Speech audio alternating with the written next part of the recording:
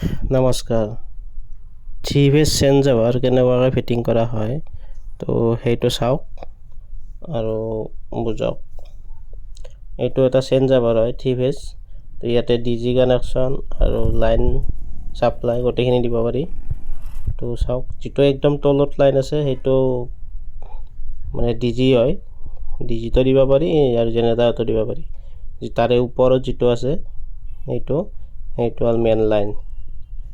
এইটো মানে ঘৰৰ পৰা যিটো মিটাৰৰ পৰা মেইন লাইন এইটো, তাৰে ওপৰত যিটো আছে সেইটো হ'ল ছাপ্লাই। চাওক ভালদৰে দেখাইছোঁ। এইটো হ'ল মেইন লাইন, সেইটো ছাপ্লাই, ওপৰতটো 3-phase। 3-phaseও কৰিব পাৰি, ছিংগল ফেজো কৰিব পাৰি। একদম তলত যিটো আছে সেইটো হ'ল, এইটো ভালদৰে চাই লওক। এইটো হ'ল মানে যিটো জেনেৰেটাৰৰ পৰা আনে, জেনেৰেটাৰ হওক ডিজি হওক সেইটোত ব্যৱহাৰ কৰিব পাৰি।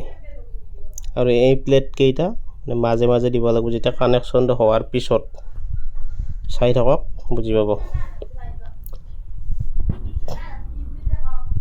চাওক, এইখিনি জেগাত মেজাৰমেণ্ট কৰি ল'ব।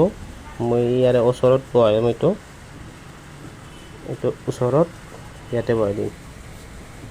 এইখিনি এটা মেজাৰমেণ্ট কৰি লৈ স্ক্ৰুপ 4টা স্ক্ৰুপ অলপ মজবুতকৈ মাৰিব লাগিব, কাৰণ এইটো সদায় ইউজ হ'ব। এইটো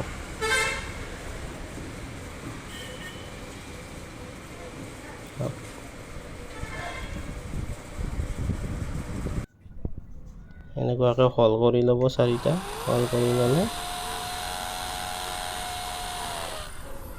মেজাৰমেণ্টটো কৰি যিটো হল হয় সেইটো কৰিলে 2 ইঞ্চি স্ক্ৰুপ মাৰি দিব।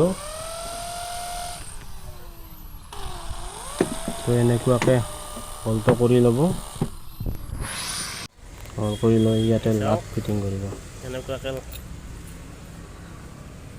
লাট মাৰি ল'ব লাগিব। এনেকৈ লাটবিলাক মাৰিব লাগিব। মই ডিজি কানেকশ্যনটো মাৰিছোঁ, এতিয়া আমি লাইন মাৰিম, ছাপ্লাই মাৰিম। তো চাই থাকক শেষলৈকে।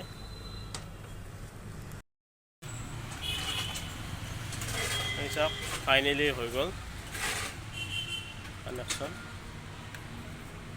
এইটো লাইন, তলতটো ডিজি হয়, এইটো ওপৰতো ছাপ্লাই। এইটো আমাৰ মানে ঘৰত যাব। এইটো লাইন এমচিৰ পৰা, ইয়াৰ পৰা গৈছে লাইনটো। ভিডিঅ'টো শেষ কৰি চোৱাৰ বাবে ধন্যবাদ। আগলৈকে আৰু চাই থাকিব। বাই।